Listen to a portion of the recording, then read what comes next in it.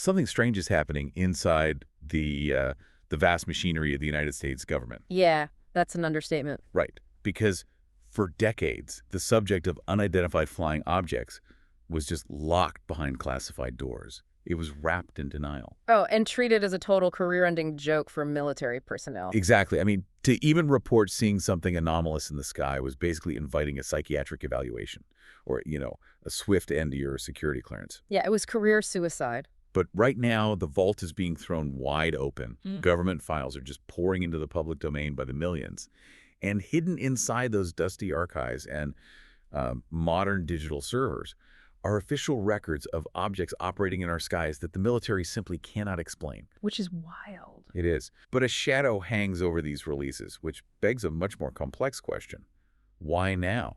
Like, are we finally entering an era of true disclosure, or is this just a weaponized release of the largest unresolved mystery in modern history? Well, the implications of what we're watching unfold, they go far beyond what might be flying around in our airspace. Right. I mean, we are witnessing a profound shift in how the state handles its most guarded secrets. And it strikes at the very core of public trust, institutional credibility, and honestly, the definition of intelligence itself. So if you're listening to this, you're the kind of person who wants the signal through the noise. Yeah. You want to bypass the internet conspiracies, the clickbait, the blurry YouTube videos. Yeah, nobody needs more of those. Exactly. You want to know what the actual verifiable data says? So our mission for this deep dive is to rigorously examine the declassified documents that are currently dominating the news cycle. Right. We're going to tear apart the massive 2026 declassification effort. We're going to examine the physics of the aircraft involved and decode the bureaucratic warfare happening behind the scenes. But setting the parameters for this investigation is critical. Yeah, very important. We have to clearly separate government transparency from proof of extraterrestrial activity. I mean, releasing files about unexplained phenomena is not the same thing as the government confirming the existence of alien life. That distinction is the anchor for everything we're going to discuss today. Let me say clearly for anyone, expecting a sci-fi revelation here. Our goal today is not to prove aliens exist. Right. We are strictly investigating what the newly declassified documents actually show and what officially remains unexplained by the smartest engineers and analysts on the planet. So to do that, we need a strict framework. Exactly. Every piece of information we discuss will be categorized into one of 5 buckets. Bucket 1 is a FET. This means it is directly supported by an official document, a government database, or a reliable primary source. Yep. Bucket 2 is reported, meaning it's been published by a reputable media organization, but remains unverified by official government documentation. Right. And bucket 3 is a claim. So this is a witness statement, a whistleblower testimony, or just an individual's personal account. Bucket 4 is a theory, an interpretation, hypothesis, or proposed explanation. And bucket 5, this is the big one, is unresolved. Meaning the available evidence, even after rigorous scientific analysis, simply does not allow for a reliable conclusion. Right. Applying that epistemology is the only way to survive the sheer volume of information being released right now. I mean, the catalyst for this entire unprecedented event was a very specific directive, and understanding its origin kind of explains the chaotic nature of the document dumps. Let's get into the timeline. February 19th, 2026. Right. President Donald Trump publishes a post on Truth Social. And that post explicitly directed the Secretary of War and other relevant intelligence agencies to begin identifying and releasing government files related to, and I'll quote the exact language here, alien and extraterrestrial life, unidentified aerial phenomena, and unidentified flying objects. He used all the buzzwords. Oh, yeah. And when a president issues a public directive like that, the bureaucratic gears don't just turn, right? They grind. They spark. It instantly led to the creation of the Presidential Unsealing and Reporting System for UAP Encounters, which we're going to refer to as PERSU. Right, PERSU. And this is an initiative overseen jointly by the Department of War and the Office of the Director of National Intelligence, the ODNI. So we are talking about a FACT-based reality where dozens of agencies are currently reviewing tens of millions of records. Like, just imagine the logistics of this. It's a nightmare. We aren't just talking about digital PDF. No. We're talking about decades of physical paper locked in SEIFs. sensitive compartmented information facilities. Microfiche, old VHS tapes, gunship sensor logs. Yeah, and all of this has to go through a declassification review, which historically takes years. Decades sometimes. Right, but it's now being pushed out in rolling tranches over mere weeks. It's crazy, and the timeline of these releases really illustrates the immense pressure the agencies are under. Release 01 dropped on May 8, 2026. Then Release 02 hit shortly after on May 22. Release 03 on June 12. Release 04 on July 10th. And the most massive one yet, Release 05, came out on August 7th, 2026. Which is the one we're really digging into today. Yeah. Yeah. But, when you hear that the government is releasing these files under the banner of unresolved cases, your brain probably wants to make a leap. Of course. It's human nature to fill a mystery with a fantastic explanation. Right. But let's look at a grounded analogy. Imagine a bank gets robbed, and the security camera tape for that exact hour is missing. Just because you don't know who robbed the bank doesn't mean a ghost did it. Exactly. The absence of an explanation is not the proof of a supernatural one. But the flip side of that analogy is equally important. Just because we lack the security footage doesn't mean the bank wasn't robbed. Right. An event occurred. Physical reality was altered. And the Department of War explicitly states on the PRSU platform that these are unresolved cases, which, in military intelligence parlance, simply means they lack the telemetry, the sensor data, or the physical evidence to make a definitive determination. Secretary of War Pete Hegseth noted that these files have fueled justified speculation. But he framed this strictly as an exercise in unprecedented transparency, not as a confirmation of aliens. Right. So let's apply this framework directly to the newest data, the fifth tranche, which dropped on August 7, 2026. It generated billions of website hits almost instantly. Billions. With a B. Yeah. And we're looking at 41 distinct files pulling from the Pentagon, the FBI, the CIA, the State Department, and the Executive Office of the President. The dates range from 1950s film analyses to incidents that literally happened earlier this year. So instead of just reading down the list like a table of contents, we're going to organize these incidents from the lowest anomaly potential to the highest. That makes the most sense. We're going to dissect the physics, the mechanics, and the claims of each one. Starting at the lower end gives us a good baseline for how the government categorizes data. Let's look at an event from 2026 in the Western United States. It involves an FBI special agent. Right.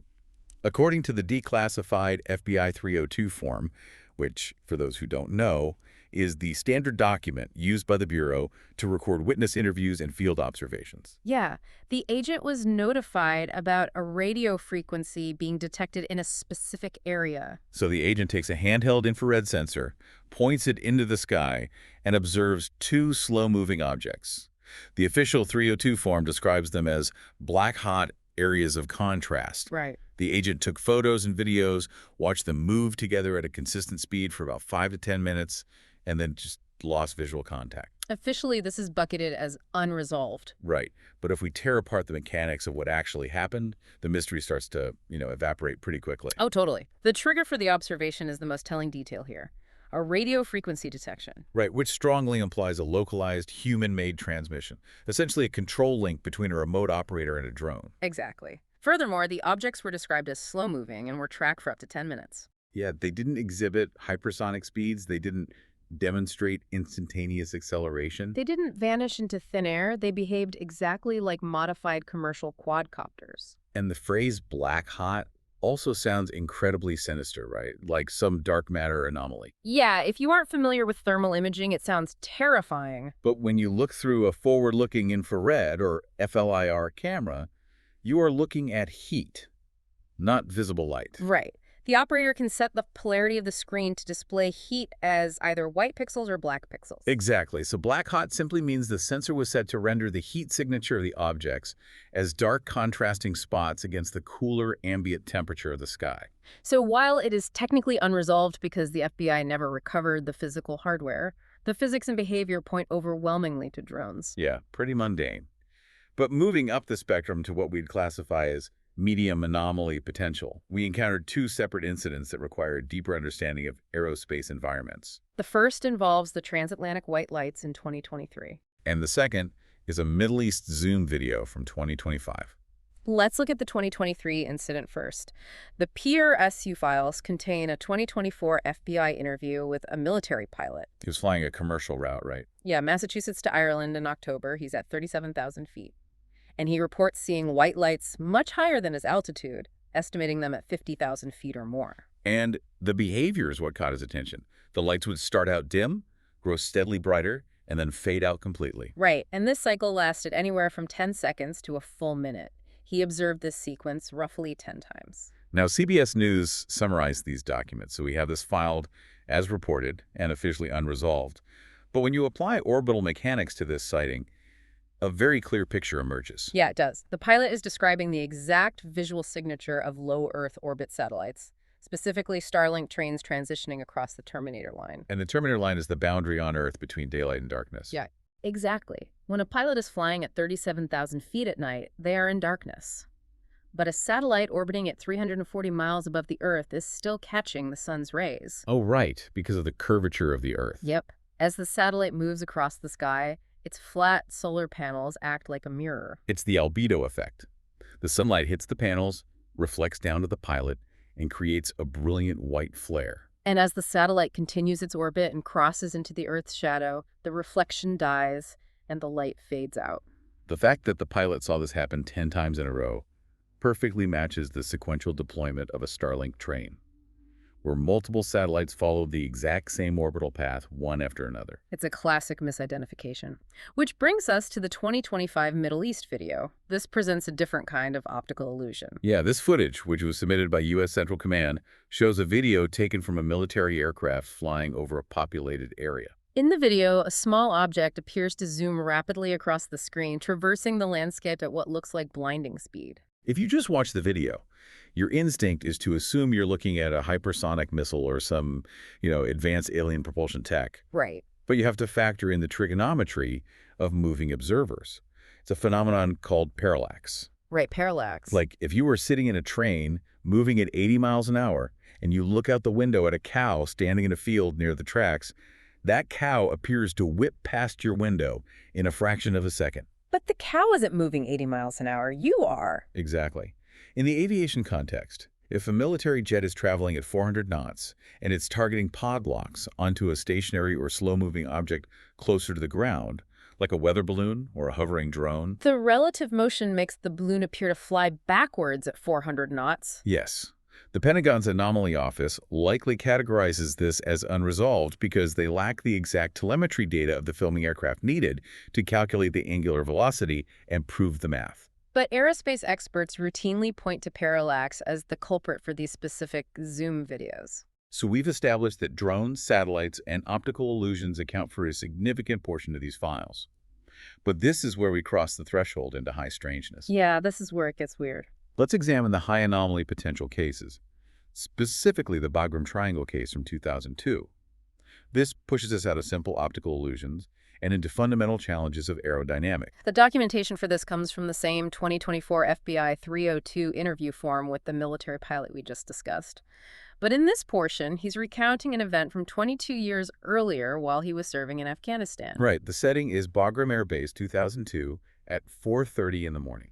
The pilot reports looking up and seeing the stars suddenly being blacked out. He describes an enormous equilateral triangle flying directly overhead. He estimates the size at 500 feet across. That is the length of 1.5 football fields. It's massive, and he states it was moving west to east at a low, consistent altitude, completely silently, at a sluggish speed of about 150 knots, with absolutely no visible lighting. The file even includes an official FBI digital rendering of this massive dark triangle based on his testimony. And he also notes that his co-pilot witnessed it as well. But before we dissect the physics, we have to apply our internal rules. Yes, we do. This event is a claim. It is a human memory recorded by a federal agent in 2024 about an event that occurred in a high-stress combat zone in 2002. Right.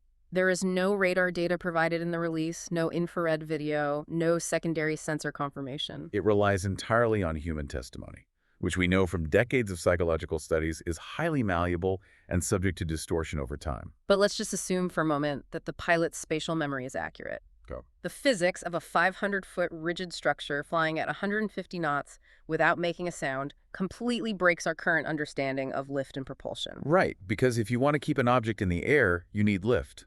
Lift is generated by air flowing over a surface, a wing, creating lower pressure on top and higher pressure on the bottom. The Bernoulli principle. Exactly. The amount of lift generated is a function of the wing's surface area, the density of the air, and the velocity of the aircraft. For an object with a 500-foot surface area, the mass would be staggering. So to maintain flight at a mere 150 knots, which is incredibly slow for something of that size, without stalling and dropping out of the sky like a stone, the lift-to-drag ratio would have to be engineered in a way that defies conventional aerospace materials. And then there's the acoustic signature. I mean, the Boeing 747 is about 250 feet long. If a 747 flies low and slow over your house, the roar of the engines and the sheer displacement of the air is deafening. Oh, absolutely. If you have a 500-foot rigid structure, the amount of atmospheric fluid it has to violently push out of the way just to move forward is astronomical. Even if we completely ignore the propulsion system, Right. like let's say it uses some theoretical anti-gravity drive that makes zero engine noise, just pushing that massive physical volume through the air is going to create a massive acoustic wake. You cannot displace the medium without creating turbulence. Yet the pilot reported total silence. Which leaves us with a paradox. Either the pilot's memory of the size, speed, and sound is severely distorted, Or the object was utilizing technology that does not rely on aerodynamic lift or conventional thrust. right. It remains a fascinating claim and officially unresolved, but without hard data, it is scientifically soft. That brings us to the pinnacle of Release 05, the highest anomaly potential. This is the Gulf of Oman AC-130J encounter from 2021. And unlike a 22-year-old memory, this incident has data. Multi-layered, corroborated, highly classified military data. We are categorizing the events recorded in this file as FECTI, meaning the military censors officially documented these anomalies, though the ultimate nature of the objects remains unresolved. In September 2021, Special Operations Forces were operating an AC-130J gunship over the Gulf of Oman. Let's look at the platform itself.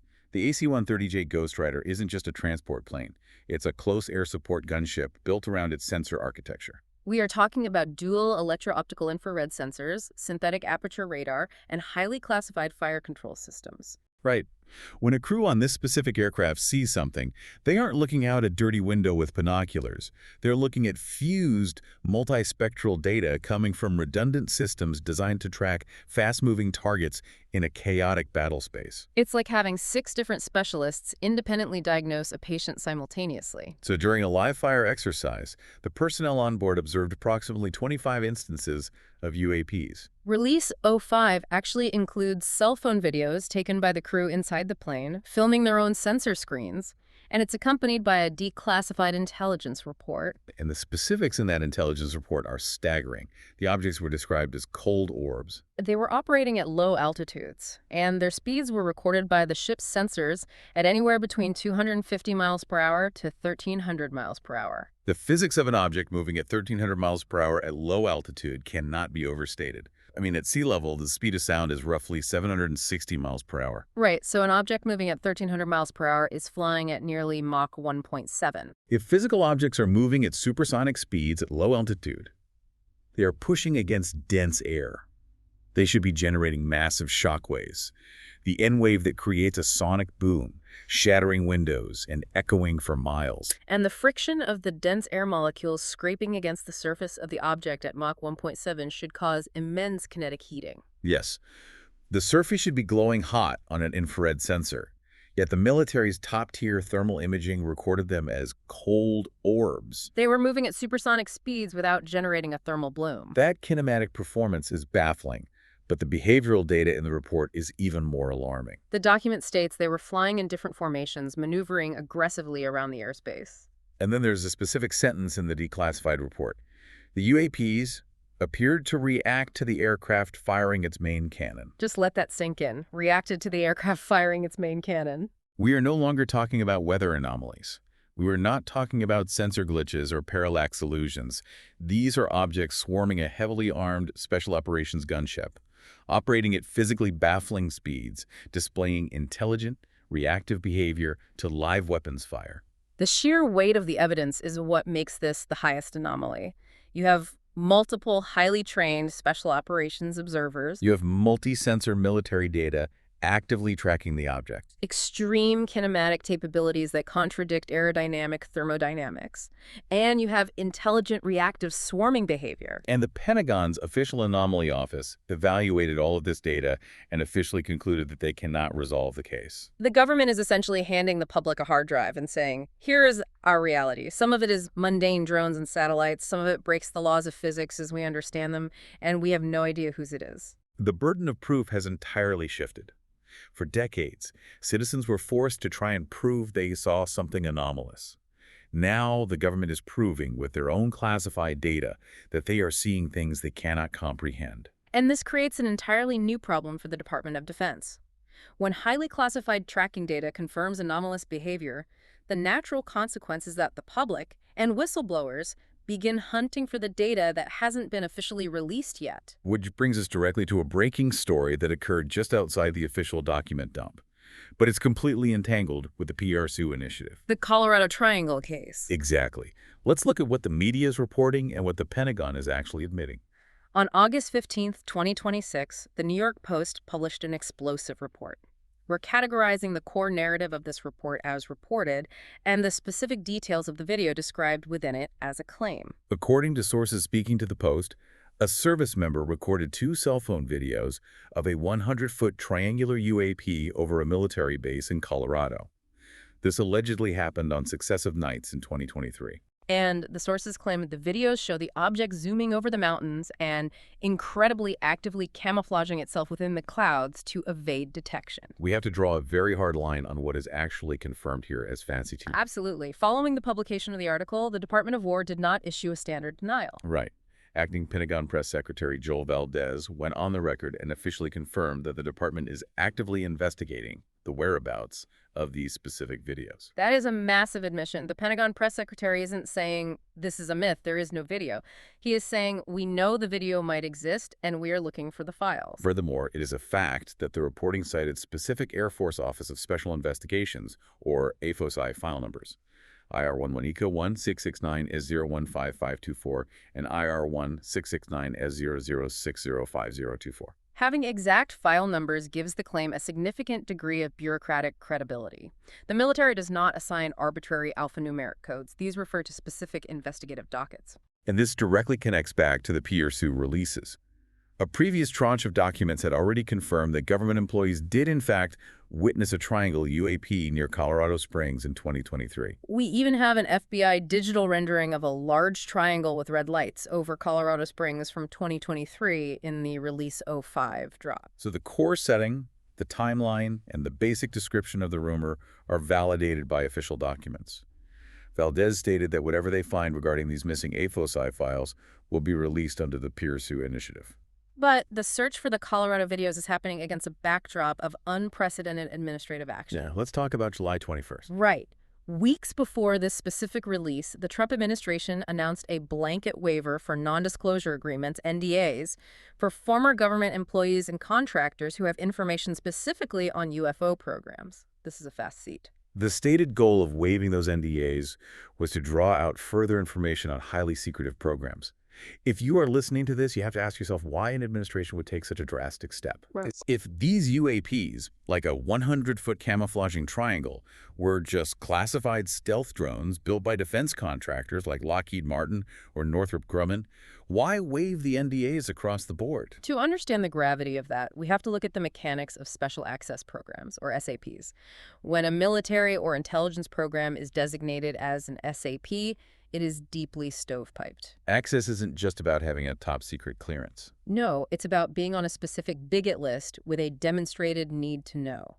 It is entirely possible and historically documented for one branch of the military to operate experimental technology that another branch, or even the president, is not fully read in on. You don't invite people with top-secret clearances to break their secrecy oaths unless you, the administration, suspect that the secrecy itself has gone rogue. Yeah. Are we looking at a genuine non-human USO, or are we looking at a civil war within the Pentagon over black budget technology? We must be very careful here. While the political maneuvering is real, we have to label the camouflaging capabilities of the Colorado Triangle and any extraterrestrial origin theories as unverified claims. Right now, officially, The government is just looking for videos of an alleged UAP. We cannot let the mystery of a missing video turn into immediate proof of an alien mothership.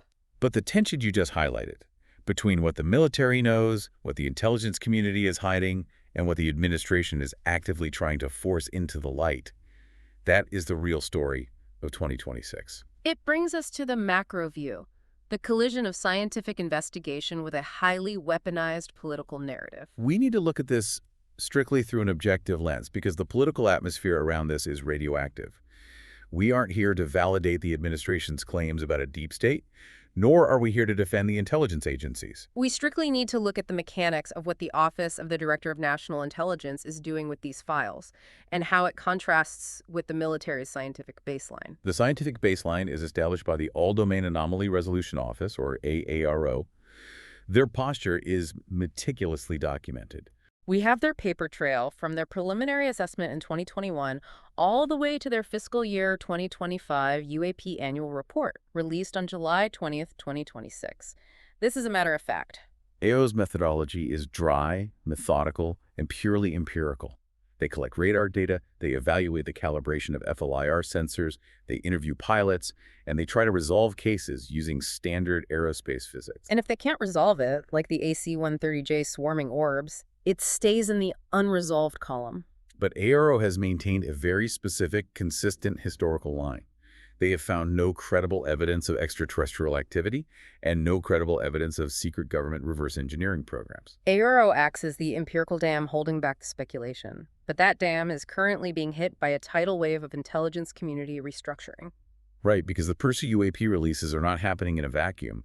They're being managed by the Office of the Director of National Intelligence, currently led by DNI Tulsi Gabbard. And if you look at the ODNI's official transparency hub, the stated goals are, quote, restoring trust and rooting out the deep state. The administration is actively investigating what they describe as the weaponization of intelligence. If we look at the facts ETS of what ODNI has executed under this banner, the scope is breathtaking.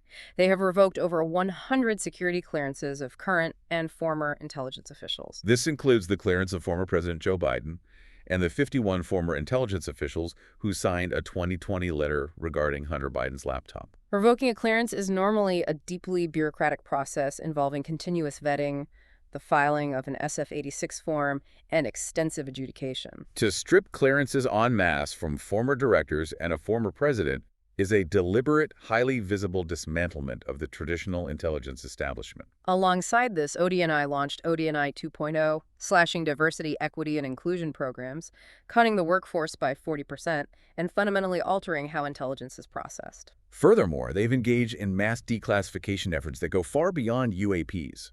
They are dumping historical records regarding the John F. Kennedy assassination, the Martin Luther King Jr. assassination, Amelia Earhart, and classified intelligence concerning U.S. funding for biolabs abroad. They are essentially opening every controversial vault simultaneously. This brings us to a critical intersection known as immaculate constellation. Oh, this is a big one. It's a highly controversial subject that has surfaced amidst these declassifications.